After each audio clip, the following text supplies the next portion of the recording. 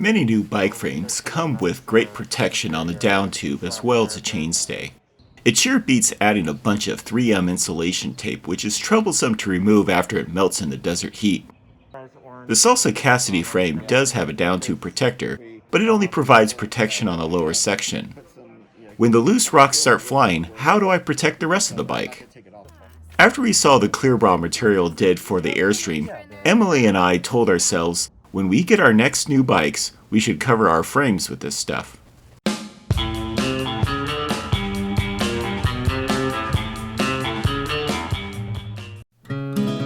When doing research for a frame, I decided to go with carbon over aluminum. Believe it or not, I didn't make the decision on weight alone. I hear a lot of people complain about breaking carbon frames or that they are too fragile. I really don't believe aluminum is stronger than carbon. In fact, I have broken aluminum rockers, rims, stems, and Emily has even snapped a couple chainstays over the years. I can tell you that my decision was made due to the carbon frame being superior for dampness and torsional stiffness. However, to tell you the truth, it's all about the aesthetics. I just love the shape of the frame. There are no messy welds, and the shape is smooth as the frame flows from the seat tube to the top tube. The raw carbon looks different than most standard raw carbon fiber frames. It appears they flipped it inside out so the sheet structure is on the outside and the standard carbon fiber pattern is on the inside. A light coating of clear coat and that's it. To add some color, I decided to print up a Salsa logo in this metallic orange. Hopefully it will add a splash of color to the frame. With this addition, it makes the frame quite unique, hence why I need to have it protected. Before I start assembling the bike, I want to protect the surface of the carbon frame and the finish of the fork from chips due to all the loose rocks out here in the desert. I decided to try out Ride Wrap, which provides pre-cut material based on your fork and frame. Since I've never done this before, I thought I would do something simple, so I just purchased the fork kit for the RockShox Zeb. Looking at the pictures online, I decided to go with the glossy look, and that was my first mistake of many. The kit came with microfiber cloth, squeegee, cleaning wipes, and a soapy solution that you mix with water and spray onto the material when applying. The protective film was pre-cut with numbers and easy to peel off. My next mistake was not using enough spray on the material. It kept sticking to the fork, and it wasn't maneuverable once it was applied. I had some trouble figuring out the placement, but it quickly started to make sense. The instructions say to remove any decals, and I had already placed my Zeb decals onto the fork. After applying the material, it left air bubbles around the decals, and in some cases I couldn't get them out in spaces inside of the letters. The borders of all the decals also left a thin air bubble line. I attempted to apply some heat, which helped a little, but it just didn't look very good. I was also unhappy with the look. The fork itself is a matte black, and the glossy material just made it look too shiny.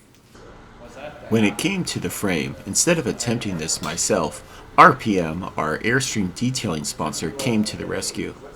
They picked out a nice matte film that is 8 mils thick and made from urethane. Since the material is self-healing, it should protect the frame from rock chips and scratches from riding out here in the desert. Matt took some measurements and cut out the squares needed to fit the frame on the vinyl cutter. He cleaned the frame with rubbing alcohol mixture and applied a special bonding material to help the film adhere to the frame. When applying the material, he sprays hot water with a small amount of liquid soap to make sure he can position the film in the exact spot. He uses a squeegee and a lighter rubbing alcohol mix to remove the remaining soapy water and the air bubbles.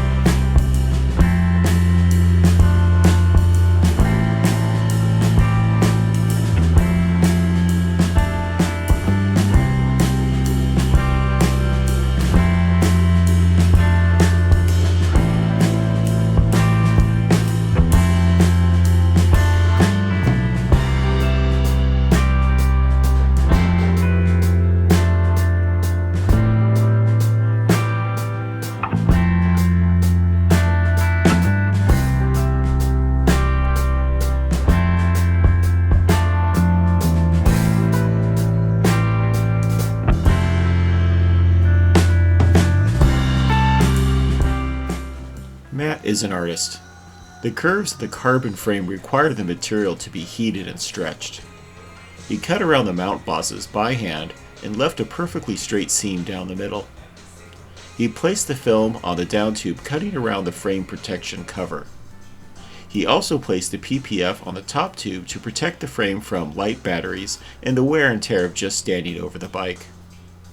This is where his experience really shined. Finally, the last sections were the seat stays and the chain stays. Even though the chainstay has a protection cover, he placed a piece of PPF on the exposed area.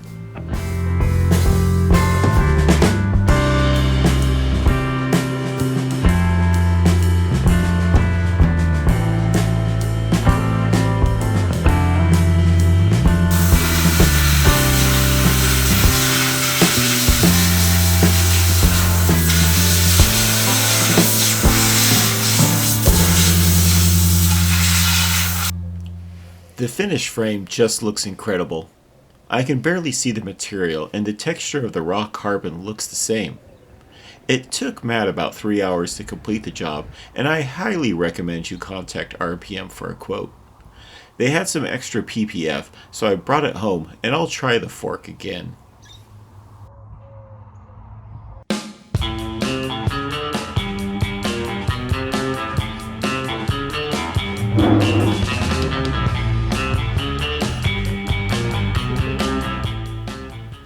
Much better.